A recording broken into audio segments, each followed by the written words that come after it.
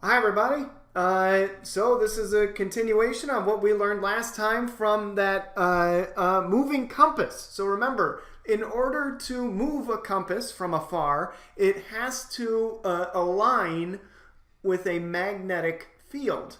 So the reason a compass points north is because it's aligning with the Earth's magnetic field. Well, we tried to see, can an electric field move a compass, and we saw when we rubbed it with the balloon, it did not. So electric fields cannot move a compass. So, however, when so a charge basically sitting by itself, it could not move the compass. However, when the charge started to move, when the charge moved like it did in the circuit that I created, then that was able to move the compass. So in other words, the moving charge must be generating a magnetic field. So moving charges can move a compass. So that must mean then moving charges will produce a magnetic field, which is pretty cool. All right, once again, a bit of quick review here, right? Magnetic field, our symbol we use for it is B. The units are Tesla. Tesla. And then capital T we use right there. All right. Now, the question might be, okay, it makes it so a moving charge generates a magnetic field. You saw it with the compass. What the heck does that even look like? Well, all right, I'm going to show you guys a video within a video. Well, so yeah, a video here within this video. So here we go. I'm going to show you this video. Maybe. There we go. So let's see. Oh. Yeah, we don't need the music. So yeah, any kind of charge is going to create an electric field if it's just sitting at rest, or if it's moving, it's generating an electric field. Never stops generating electric fields. The field goes out of positive charges into negative charges for electric fields. However, you're about to see the moving charge, boom, boom, boom. So the moving charge, those were magnetic fields that you just saw. This is a magnetic field you're seeing from a moving positive charge right there. So let's see that one more time. Let's see that one more time. So, okay, all right, that's all electric field stuff. So one more time. There's a moving negative charge generating its magnetic field, and there's a moving positive charge generating its magnetic field.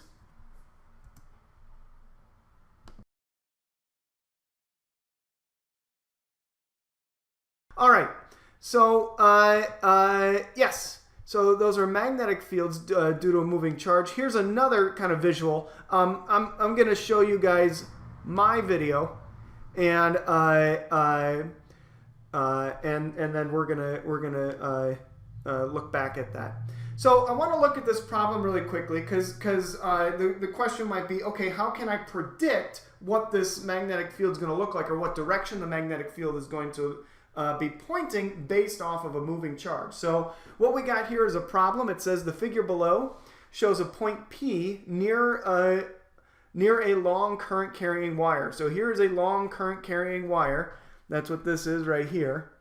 A long current carrying wire. The current goes to the right. So the current goes to the right. Okay. So the current goes to the right, and they want to know what is the direction of the magnetic field at point P.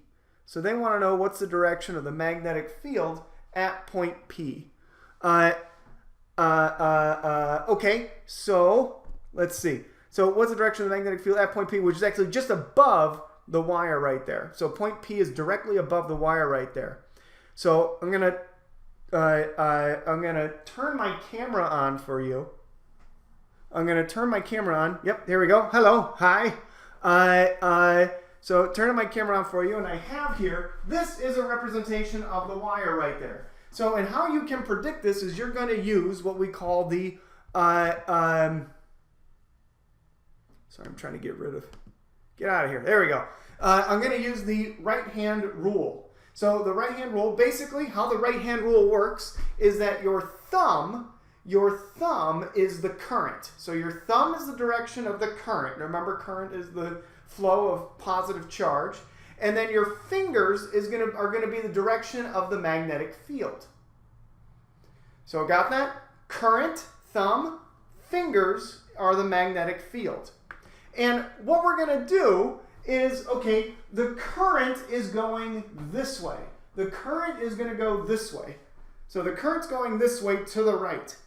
And I'm going to predict with the right-hand rule the direction of the magnetic field due to that. So, all right, what you do is if the current's going this way, you align your thumb in the direction of the current. There we go. And then your fingers just naturally curl in the direction of the magnetic field. So my fingers curl like this. My fingers curl like this. And that's the direction of the magnetic field right there. Now, you saw before, it moves in a circle. So let me show you what that looks like. So here's going to be the magnetic field. It's a vector. The magnetic field is a vector. Here's the tip of the vector. Here's the tail of the vector right here. Yes, it's a turkey baster. So here we go. So once again, my thumb points in the direction of the current, and my fingers naturally curl towards the magnetic field. But the magnetic field moves in a circle around the wire. So if my thumb points that way, boom, magnetic field points that way, that means the magnetic field is doing this as it goes around the wire. So the magnetic field is doing this. So at the bottom, it's pointing toward me right here. When it's at the side right here, it's pointing up. When it's here, it's pointing out toward you. And then when it's here, it's pointing down. And it just keeps going around like that. And the magnetic field, as you can imagine, what do you think? Do you think the further away from the wire, what's going to happen to the magnetic field? Yeah, it's going to get weaker, just like, gravity, just like electricity. The further away you get from the source of that magnetic field, the weaker the field becomes. So I got basically like a bunch of circles around here, and the further away those circles go, the weaker the magnetic field is. So, once again, well, no, let's just keep. So, just to give you one more visual of what that looks like, I got this right here, which is a Python program showing a wire, and then it also shows, you can see there's the wire, and there's the magnetic field around it at different points. So you can see the further away, the further away we are from the wire, the smaller the arrows are, the vectors are, and then they move around in a circle like this. So,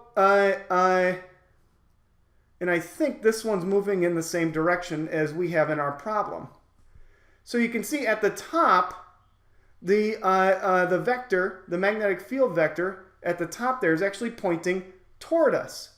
So the magnetic field vector is pointing toward us right there at the top. If I were to flip it around like this, it'd be pointing away from us. If I were to look at it like this, at the top, the magnetic field vector is pointing to the right. If I looked at it like this, so you can kind of see how the orientation kind of matters. So here, yeah, this is exactly the same thing. So let's go back. Let's go back here. So again, I got my current pointing to the right. I used my right-hand rule, and I found out that at point P at the top, the magnetic field is pointing out of the page. Now, how do I draw that, though? How do I draw a vector of out of the page? Well, we got a convention in physics. If it's out of the page, you draw a dot with a circle around it. That's out of the page. Into the page is an X with a circle around it. So into the page and out of the page.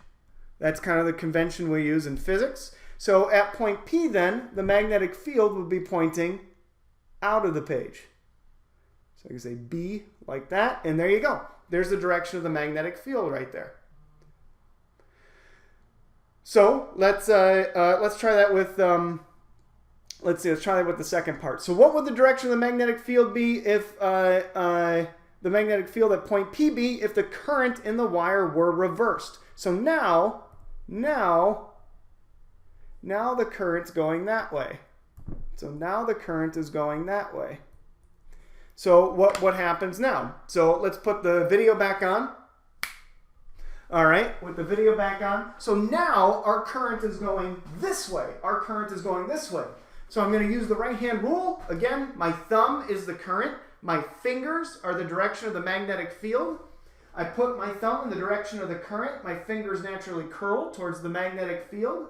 In the direction of the magnetic field. And so I know, oh, it's doing this. So the magnetic field is doing this. Now, what would that look like with these vector sticks? So it's doing